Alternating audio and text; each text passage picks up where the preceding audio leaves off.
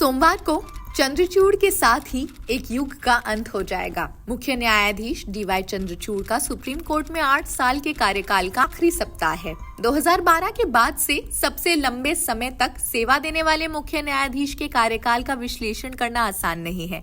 ऐसी कौन सी जगहें हैं जहां उम्मीद पूरी नहीं हो पाई। उदाहरण के लिए उन्होंने लिंग भेदभाव यानी कि जेंडर डिस्पैरिटी को खत्म करने के लिए उचित कदम उठाने के संकेत तो दिए, लेकिन उनकी कॉलेजियम द्वारा सुप्रीम कोर्ट में नियुक्त किए गए किसी भी न्यायाधीश के रूप में महिला को एक पद नहीं दिया गया। वर्तमान में सर्वोच्च न्यायालय में केवल 2 महिला न्यायाधीश हैं। महिला अधिकारों से जुड़े हैं मामलों में जैसे 3 तलाक के अपराधीकरण की चुनौती या फिर विवाह संबंधी अधिकारों की पुनर्स्थापना इनके कार्यकाल में कई बार सूचीबद्ध हुए, लेकिन सुनवाई के लिए नहीं लिए गए।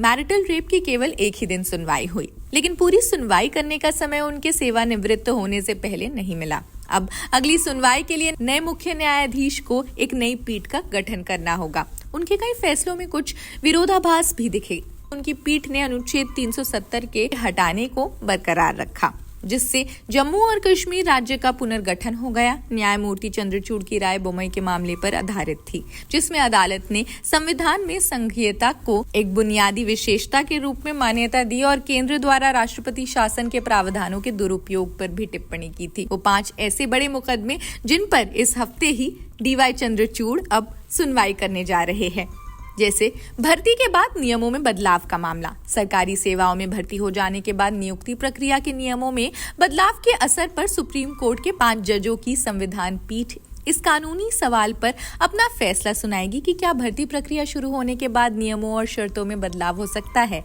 अगर होता है तो उसका असर कब, कैसे और कहां होगा। इस मामले में संविधान पीठ ने 23 जुलाई को सुनवाई पूरी कर अपना फैसला सुरक्षित रख लिया था। ये कानूनी सवाल राजस्थान हाईकोर्ट में अनुवादकों की नियुक्ति से उठा। एक और बड़ा मामला light motor vehicle. Supreme court के 5 जजों की संविधान पीठ इस कानूनी सवाल पर अपना फैसला सुनाएगी कि क्या लाइट मोटर व्हीकल यानी LMV लाइसेंस धारक चालक 7,500 किलोग्राम तक वजन वाले परिवहन चलाने का अधिकार रखते हैं या नहीं। इस मुद्दे पर CJI की अगुवाई वाली पीठ ने 21 अगस्त को सुनवाई पूरी करते हुए अपना फैसला सुरक्षित रखा। 9 जजों की संविधान पीठ को संपत्ति के वितरण पर उठे संवैधानिक अधिकारों से जुड़े मामले में अपना निर्णय सुनाना था। मुख्य न्यायाधीश की अगुवाई वाली 9 जजों की संविधान पीठ इस संवैधानिक सवाल पर फैसला सुनाएगी कि क्या सरकार को निजी संपत्ति अधिग्रहित कर उनका पुनर्वितरण करने का अधिकार है या नहीं। संविधान पीठ अनुच्छेद 39B के प्रावधानों को लेकर फैसला सुरक्षित रख लिया था। इस अनुच्छेद में जनहित के लिए संपत्ति के पुनर्वितरण से संबंधित कई चीजें हैं। अब मदरसे कानून की बात करते हैं। इस पर सुप्रीम कोर्ट का फैसला आ चुका है। सुप्रीम कोर्ट ने हाई कोर्ट के फैसले को गलत ठहराते हुए यूपी मदरसा अधिनियम को संवैधानिक घोषित करते हुए इसे बरकरार रखा है। सुप्रीम कोर्ट ने आज अलीगढ़ मुस्लिम यूनिवर्सिटी AMU के अल्पसंख्यक दर्जे की बहाली से जुड़े मामले में फैसला सुना दिया है। CJI डीवाई चंद्रचूड़ का आखिरी हफ्ता है। इसी हफ्ते में उन्हें कई फैसले लेने हैं।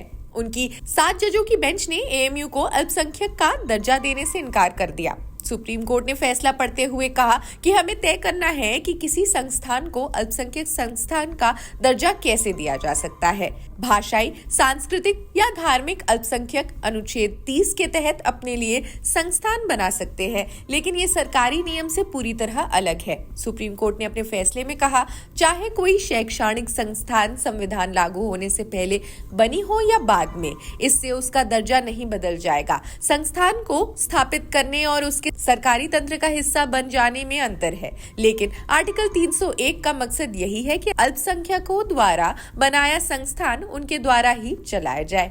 SC ने अपने फैसले में कहा, कोर्ट को देखना होगा कि संस्था के बनते समय फंड और जमीन का बंदोबस्त किसने किया था। हम अजीज भाषा फैसले को ओवर रूल कर रहे हैं। AMU अल्पसंख्यक संस्थान है। बता दें कि अजीज भाषा बनाम भारत संघ के मामले में सुप्रीम कोर्ट ने फैसला दिया था कि अलीगढ़ मुस्लिम यूनिवर्सिटी एक अल्पसंख्यक संस्थान नहीं है।